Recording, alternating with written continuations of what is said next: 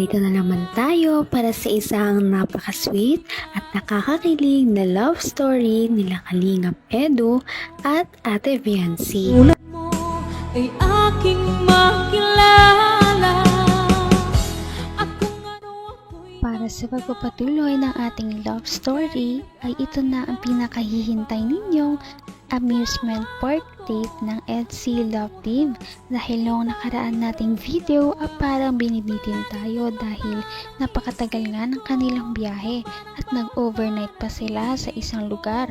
Iyan din na inyong mahanap sa ating nakaraang video. Ngayon naman, nandito na sila sa kanilang pupuntahan.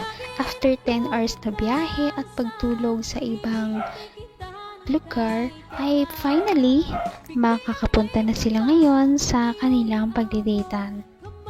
Sobrang specialty nito dahil hindi expected na makarating si Ate Viancy at surprise lamang na makakasama pala siya.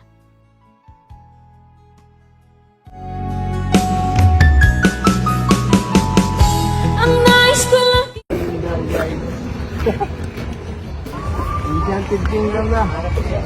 Ito ang una nating destination. Ang aking surprise sa'yo. Siyempre,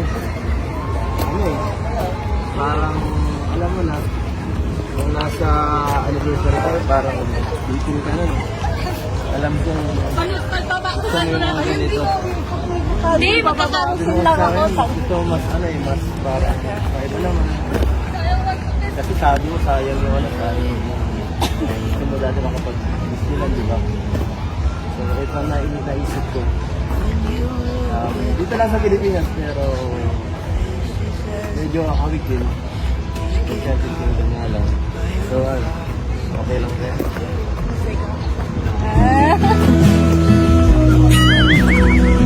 Mapunta. So, entrance na! Wonder what would happen if I showed these words to you. Wonder if you laugh at my simple poetry. Or even worse, would you look at me with pity in your eyes? Karna, huwag na natin sayangin ang oras doon. Sigurado mahaba-haba ang pilayan. Huwag mo iwawa na lagyan. Kung ano ako'y tanggap mo na, hindi ka rin Grabe, dahil sa labas pa lamang ay kitang-kita mo na ang sobrang gandang amusement park na ito. Sigurado na mag-e-enjoy ang buong Kalingap team sa kanilang experience sa araw na ito. Sigurado magiging worth it ang kanilang 10 hours na biyahe. Sigurado mahaba-haba ang pilayan. Huwag mo iwawa na lagyan mo sa saan. Mawala. Baka mawala yan. Lagyan mo sa diyan mo, mawala. Picture. Ha?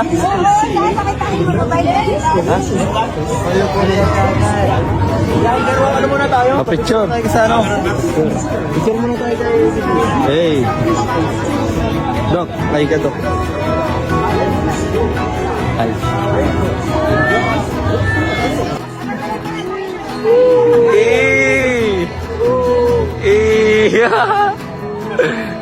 Ikaw tayo yung Enchanted Kingdom. Ano ba?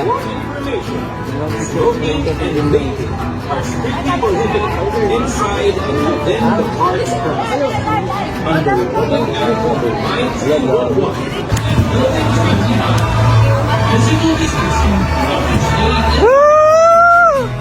Nakarating din. Nakarating si Fiancé. Tayo pala. Ano? bata ngayon. Para tayong bata ngayon, no? Wow! Grabe, oh. Oh. Okay lang maging bata. Paminsan-minsan. Wag lang palagi. Naman ang bawat panaginip ko. Ikaw lang ang... Siyempre dahil kahit hindi na sila bata, ay welcome na welcome pa rin sila sa amusement park. Kahit na anong oras ay pwede naman pumunta dito ang mga matatanda dahil ito ay para naman sa pag-enjoy ng mga tao. At ito ay walang pinipili na edad. Kaya nandito na nga tayo sa amusement park. Minsan parang ito.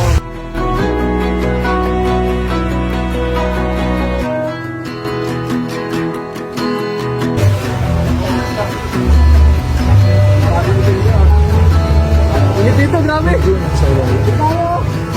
Subukan natin natin!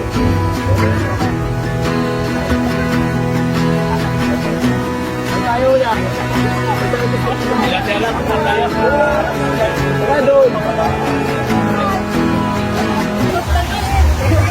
Sarap ng init dito ah.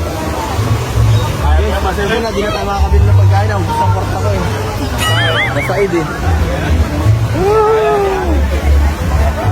Ang grabe ito yung dito. Ang sarap. Ay, doon tayo. Bull cart.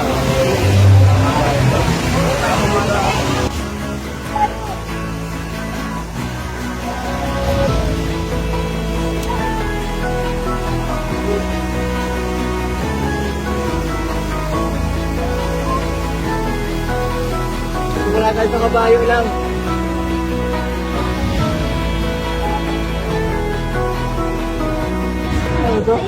Warm up.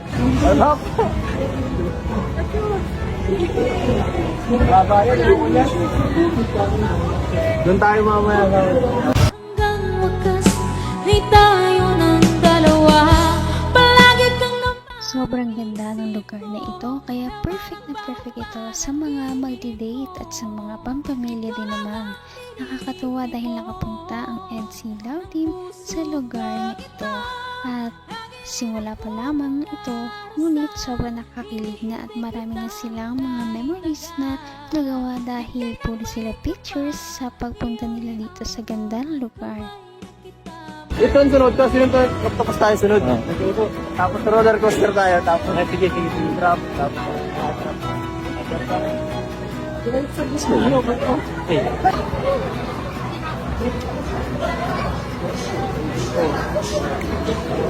anong problema? Sana di ako makahiya sa mga gusto kong gawin. Childhood. Memory ko na lang ito. Nangarap ko lang ito dati. Nangarap lang dati. Ngayon, natutupad na.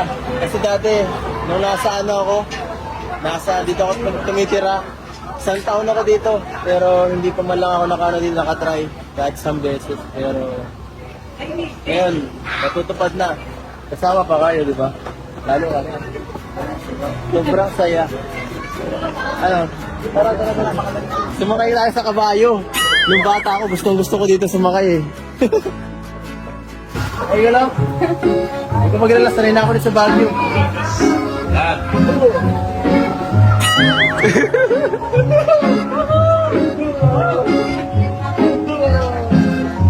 Wala kabayo. Hoy, dito. Okay.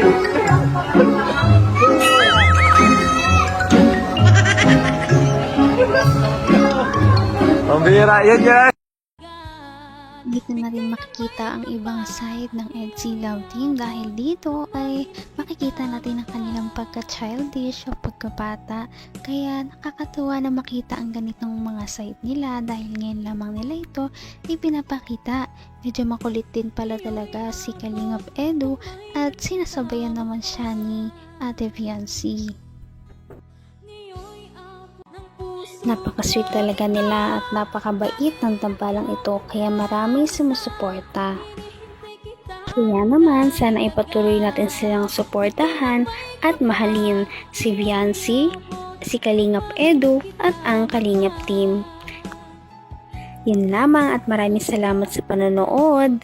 Abangan natin kung magkakatuluyan ba talaga si Kalingap Edu at Viancy. Hanggang sa muli! Bye! Ngayon'y abot